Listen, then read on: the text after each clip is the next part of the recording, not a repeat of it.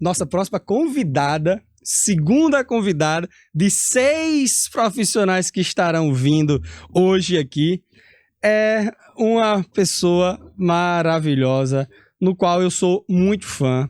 É uma pessoa que faz um trabalho gigantesco, que conta histórias lindas, lindas, lindas, lindas. Thaís, eu sou muito seu fã. Menino, que alegria estar aqui. Muito obrigada. De verdade. Ela estava ali me avisando, cuidado para não esbarrar ali, eu sou estabanada, deixa eu ver aqui como é que eu tô, tá tudo certo. Alguma coisa caiu? E eu tava ali assistindo uma aula, né, com esse cara. Vez em quando a gente tá ali, né, eu palestrando, depois ele e tal, mas eu podia começar hoje contando uma história que a última vez que a gente se encontrou foi dentro do mar de Pirangi. Sério? Como é que foi? Não, preciso saber como é que foi. Conversaram sobre o que tanto? E aí conheci a esposa, a sogra, e ficamos... Que coisa boa. Pra Nova York, lá na expectativa, olha aí. Foi mesmo. Todo canto, todo lugar é lugar para network, inclusive aí, ó, de comunicação e conexão. E toda história pode ser uma boa história. E toda história pode ser uma boa história. Thaís, quando a gente estava montando um curso, eu fiquei sempre muito feliz, né, nessa parte do marketing, de trazer algo que realmente se conectasse com as pessoas, que conectasse de forma muito forte. Porque o marketing, o Bruno já até falou, marketing é de pessoas para pessoas.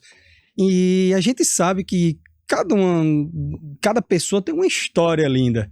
Uma história, assim, que nos ensina muito com a história de cada uma das pessoas. Eu gostaria que você falasse um pouquinho qual é o poder da narrativa para cada um que realmente pode contar essa sua história. Breni, primeiro dizer que estou muito feliz em estar nesse time, como o Bruno estava citando aqui. Quando a gente vai vendo ali os profissionais que você conseguiu agregar, a gente vê que é um time que cada um vai trazer algo que, de fato, vai poder impactar ali a vida daquelas pessoas. E qual que é o poder da narrativa, né? Eu acabei de chegar, na verdade, a gente já está março, né? Mas parece que foi ontem, em janeiro, fui para São Paulo participar de um evento, na verdade, uma imersão apenas sobre narrativas. A pessoa ficar 2 dias imersa em narrativas, com Leandro Aguiari, Sam Merage, Duda Vieira, Pedro Sobral, Priscila Zilo e todo mundo falando sobre narrativa. Eu costumo agora, assim, entender e dizer que, para mim, a narrativa é a nova humanização. Lembra lá, uns anos atrás, quando todo mundo começou a falar assim, olha, tem que humanizar o Instagram, tem que humanizar o Instagram. E a gente vê agora um movimento muito grande que a gente precisa, então, contar boas histórias. E as narrativas, elas vão surgir nesse caminho aí. E eu costumo dizer, como eu falei, que não existe ali uma história ruim. Existe uma história que ela não é bem contada. Então, quando a gente começa a entender que a narrativa tem poder, a gente começa ali a perceber que de uma história simples você pode criar algo ali extraordinário. Agora, ainda na pandemia, no veraneio, né? Falei que encontrei lá o Bruno. Teve um dia no Instagram que eu fiz uma sequência de uma história que aconteceu real. Na mesma praia que eu encontrei com o Bruno, um guarda-sol soltou e bateu aqui na minha testa. Ainda tô com a marquinha aqui. E aí eu fui contar essa história lá no Instagram, criando uma narrativa interessante, fazendo ali algumas analogias, dizendo por que aquilo tinha acontecido, por que não. E aí, olha só, foi um dos dias que eu tive uma maior visualização dos meus stories. Como que um guarda-sol e uma pessoa estabanada pode criar algo ali diferente? Então, lembra lá quando a gente era criança? Todo mundo imaginava. Você criava histórias na sua cabeça, Breno? Muitas. Várias histórias que nós criávamos, né? Sim. A gente ali, menina, criava, montava a casinha, depois botava as bonecas, começava a imaginar. Por exemplo, na época que eu tinha lá meus 12 anos, todo mundo tinha uma Barbie, mas só uma amiga tinha o Ken. E ele pegava geral. E aí a gente criava aquele Ken, ele virava Bob, ele virava Tom, e a gente ia criando aquelas histórias. Então, todo mundo sabe contar boas histórias. Só que talvez em algum momento das nossas vidas a gente tenha deixado lá atrás essa habilidade. Então, o poder da narrativa é a gente conseguir, tanto naquelas coisas, naquelas histórias da nossa vida que realmente marcaram, a gente conseguir acessar e contar, mas também do comum, do ordinário ali, do dia a dia. Como que você vai levar essas narrativas para as outras pessoas? E esse poder a gente vai descobrir mais lá no curso. Eita, maravilha. Você contando aqui, viu, na minha cabeça, eu já tive centenas, milhares de professores. E é impressionante que, às vezes, aqueles melhores professores, aqueles que mais nos marcam, é aqueles professores que vão ensinar contando histórias.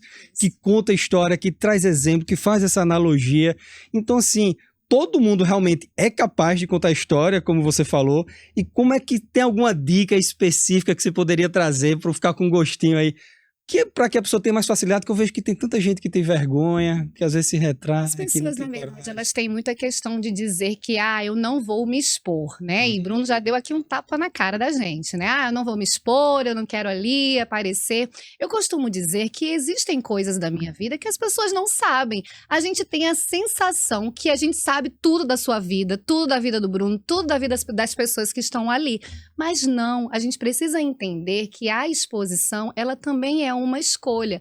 Você faz recortes da vida. Então, uma primeira grande dica é: o que você decide e que vai estar conectado de fato ao seu fazer, porque tem coisas que não interessam.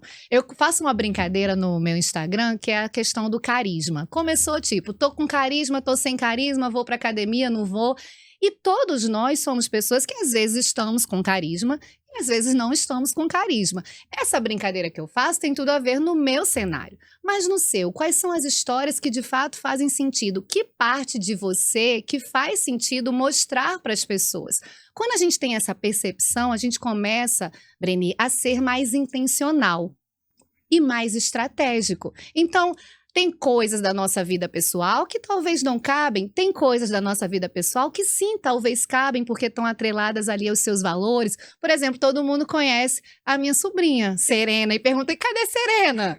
Porque eu escolhi mostrá-la, mas é uma coisa que é uma obrigatoriedade? Não. Então, eu acho que uma grande primeira dica para quem talvez ainda esteja ali com medo de utilizar as redes sociais e contar ali as suas histórias decida. O que é que dentro do que você faz, quais são os seus valores ali principais, quais são as histórias, o que é que você quer que as pessoas lembrem de você.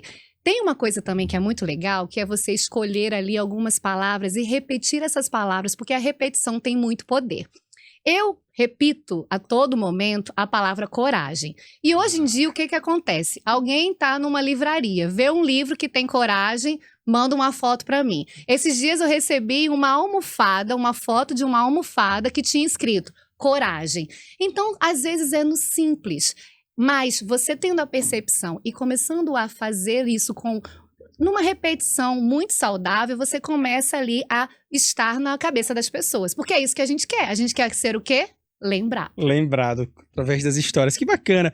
Queria saber de você o seguinte: qual é a relação entre ser, prometer e entregar que está presente na sua metodologia e que veremos no nosso módulo? A professora Thaís terá um módulo exclusivo conosco no curso de marketing digital. Pois é, olha só. Ser, prometer, entregar. E aí a gente vai começar aqui a pensar em duas perspectivas, certo? A primeira pode ser você que está aí assistindo essa live. Pode ser você que está pensando: será que esse curso é para mim? Que é um profissional excelente. E olha, uma curiosidade que tem acontecido muito comigo, Breni, é que os profissionais que tendem ali a me procurar são profissionais sêniores, profissionais que já têm um tempo de experiência, que já fizeram ali uma certa carreira, mas que ainda têm uma dificuldade de levar para o mundo aquilo que eles acreditam, aquilo que eles sabem. Então, quando a gente fica nesse primeiro pilar desse tripé, o ser, eu tenho certeza que você pode ser aquele profissional excelente, porém, quando a gente vai para o segundo pilar, que é o prometer, você ainda não consegue, talvez, contar as histórias que são necessárias, fazer ali a sua promessa, dizer para as pessoas como você pode ajudá-lo, ou então o quanto que o seu produto, o seu serviço é bom. Então, esse prometer, ele está muito atrelado a esse pilar de como que eu me torno ali, me mostro interessante. E aí, esse mesmo profissional, que ele é excelente, mas ele não sabe prometer, é aquele caso de pessoas que às vezes a gente vai, experimenta um serviço, vai numa consulta ou compra um produto e sabe ali você faz, uau! Cara, por que essa pessoa não tá no Instagram, né? E aí, olha só, ele tem o ser aqui muito forte, ele tem a entrega muito forte, mas imagina se ele nesse pilar aqui da promessa, fosse ainda mais ousado. Então, esse aqui é um ponto. Existe o outro também, que aí a gente também não acha legal, que é quando aquela pessoa não promete que só, e na hora da entrega é um terror. Mas não é esse que nos interessa. A grande sacada é a gente conseguir entender quem que a gente é, como que a gente ajuda, o que que a gente faz de bom, o que que a gente leva de mudança para o mundo. E daí a gente começar a... Tá, e qual é a minha promessa? Como é que eu utilizo, como o Bruno estava falando aqui muito, a gente tem ali a inteligência artificial ao nosso favor. Vira e mexe, esses dias eu estava fazendo um brainstorm com o ChatGPT. Eu fui fazer um momento de... um evento na minha sala com alguns mentorados, e eu trato muito a questão da narrativa. Eu gosto de trazer algumas coisas mais temáticas, né? Então, e eu tenho uma comunidade que eu brinco com, é reunião ultra secreta, é detetive, e aí eu fiquei ali horas com o ChatGPT conversando com ele, o que eu podia fazer. Nem usei tudo o que ele me disse, mas ali do que a gente traz, e a gente sabendo usar os prompts corretos, né, colocando ali os comandos corretos, a gente consegue trazer ali algumas ideias que não é que a gente vai usar o que ele nos diz, mas a gente que já é inteligente, a gente se torna melhor. Então você fala, poxa, olha só o que ele pensou. Então, com a minha inteligência, o que eu posso fazer ainda melhor? Então, esse ser, prometer e entregar é parte do módulo que a gente vai ver e vai praticar. Porque uma das coisas, Breni, que eu prezo muito é a gente utilizar a prática. Eu costumo dizer que eu tenho ali uma sorte de ter construído ali a minha carreira com um pezinho na academia e um pezinho no mercado. Então, ali construir desse lado aqui, desse lado. E aí, eu acho que a prática ela é muito importante em todo o nosso fazer. Não adianta ser aquele teórico que passou anos estudando. Eu passei anos estudando, mas eu também passei anos aqui no mercado aplicando toda aquela coisa que eu estava estudando. E tem uma curiosidade, que eu já participei de alguns treinamentos e eu fiz isso. Eu queria saber se é uma dica interessante. Falou, Breni, escreve no caderninho de história várias histórias da sua vida e o que é que você aprendeu com cada uma dessas histórias. E no momento certo, compartilha essa história que gera muita conexão. Isso tem sentido, fazer algo nesse sentido? Assim? Total sentido. Pode ser o caderninho de histórias, pode ser aqui no bloco de notas. A gente precisa ter a percepção... Hoje eu trabalho com métodos e narrativas. Então, por exemplo, às vezes chega um profissional para mim que ele quer desenhar uma palestra. E uma das atividades que a gente faz é a seguinte, olha... Quais são as histórias que você gostaria de contar? Mesmo nós que temos experiência, se a gente não anota que naquele dia eu devo contar aquela história, por exemplo, na minha anotação de hoje, eu coloquei algumas coisas que eu queria. Se eu não lembrasse, eu quero falar ali do guarda-sol. A do Bruno foi por coincidência aqui na hora. Mas, eu quero falar do evento que eu participei. Se a gente não faz essa anotação, a gente tende a esquecer. Então, esse banco de histórias, esse mapeamento de histórias, inclusive dizendo... imagina aí, você começa a mapear essas histórias e fala assim, essa história aqui é uma história que a moral dela leva a isso. Então, você começa a ter ali várias caixinhas, é como frascos, a questão das analogias, a minha empresa é laboratório do Expert, né? Então você vai em cada momento e você acessa um frasco quase que mágico, e aí você pega aquele frasco e você, essa história aqui eu posso utilizar nessa narrativa que eu vou usar no marketing daquela semana, porque eu vou lançar determinado produto, ou porque eu vou fazer determinada oferta. Então, quando você tem essa percepção, aí você pode dizer, Thaís, mas as histórias são minhas, eu sei, mas nem sempre a gente lembra. Sabe quando fica aquela sensação que você queria ter dito um negócio? Você que tá aqui assistindo a gente, vê se já aconteceu isso com você. Você foi em determinado lugar, ou então uma aula, uma fala, uma reunião, um momento de network, aí você volta para casa e fala assim, caramba, eu falei tudo e não falei isso. Eu queria ter dito isso. Então, isso acontece. Quando a gente mapeia, seja no caderninho, seja aqui no celular, isso tende a não acontecer. Perfeito, eu acho muito bacana. Quem já foi meu aluno, grande parte, eu já contei, não necessariamente a minha história, várias histórias minhas eu já contei, mas eu peguei a história da minha mãe. Minha mãe que, se ela estiver me assistindo aí, te amo, mãe. É uma história, assim, de superação, que eu sou completamente apaixonado pela história e que nos ensina bastante. Então, às vezes, compartilhar a história de alguém que você aprendeu com a história daquela outra pessoa.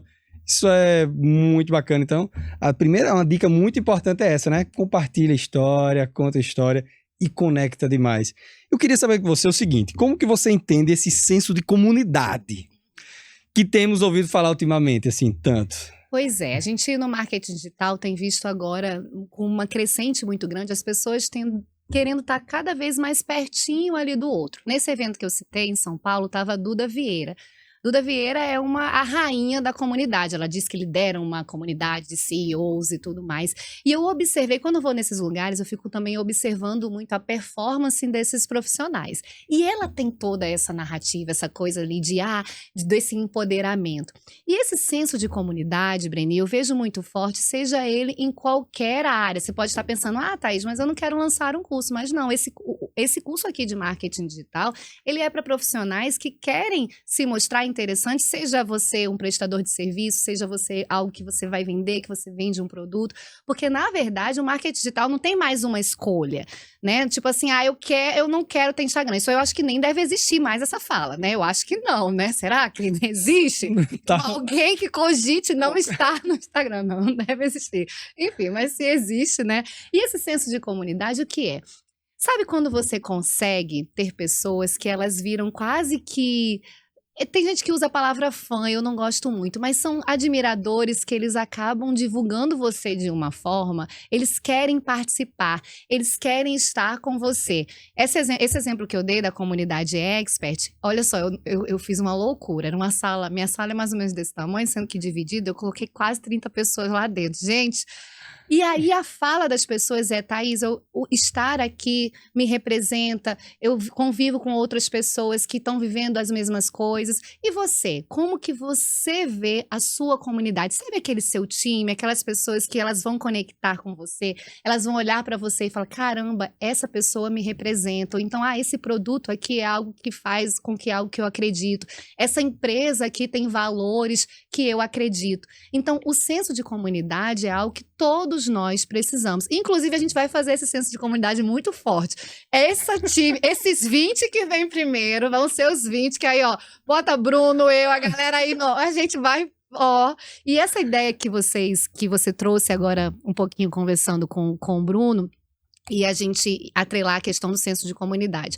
Com uma turma pequena de 20 pessoas, realmente, pessoas que estão ali muito envolvidas nesse processo, nós vamos ter a grande possibilidade de atuar como mentores que somos. Então, esse senso de comunidade, inclusive dentro desse curso, ele vai ser muito ali levado para esses alunos, inclusive no encorajamento, no compartilhamento das ações. Sabe aquilo de, olha, a gente tá junto? Então, isso é algo que eu, inclusive, me comprometo a fazer, porque coragem, não é que eu seja a pessoa mais corajosa do mundo, mas encorajar para mim é uma missão. E o senso de comunidade é isso, é a gente começar a perceber quem são as pessoas que vão conectar, porque sabe uma coisa que eu aprendi, e foi uma das melhores coisas que aconteceram na minha vida, quando eu descobri quem não conectava comigo, e isso não foi um problema. Sabe aquele seguidor que você perde, sabe?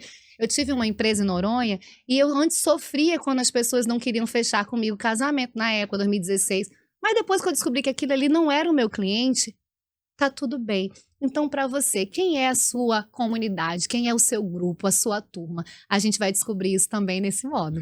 O ser humano, desde a época, enfim, pré-histórica, sempre foi viver em comunidade, literalmente, né?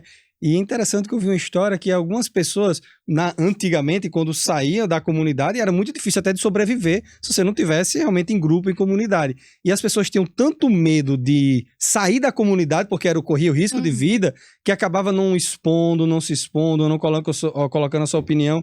E no mundo de hoje ainda tem muita gente que não coloca a sua palavra, não se expõe, não fala, não conta a sua história, às vezes até com medo de sair daquela comunidade, enfim, com medo de se expor, né? Medo desse julgamento.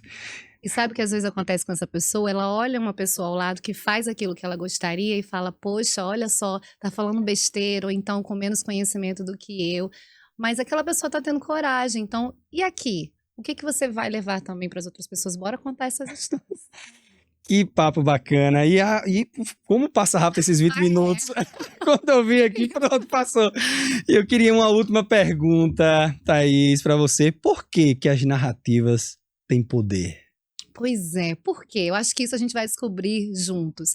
Mas, olha só, por que esse papo nosso passou tão rápido? Porque a gente estava aqui contando histórias, a gente estava aqui trocando uma ideia. Então, às vezes, você pode ter dificuldade de fazer um vídeo de 1 minuto, mas talvez não é a dificuldade de fazer o vídeo de 1 minuto. Talvez você ainda não tenha mapeado algo que é simples, algo que aconteceu, alguém cruzou o seu caminho, algo que você viveu.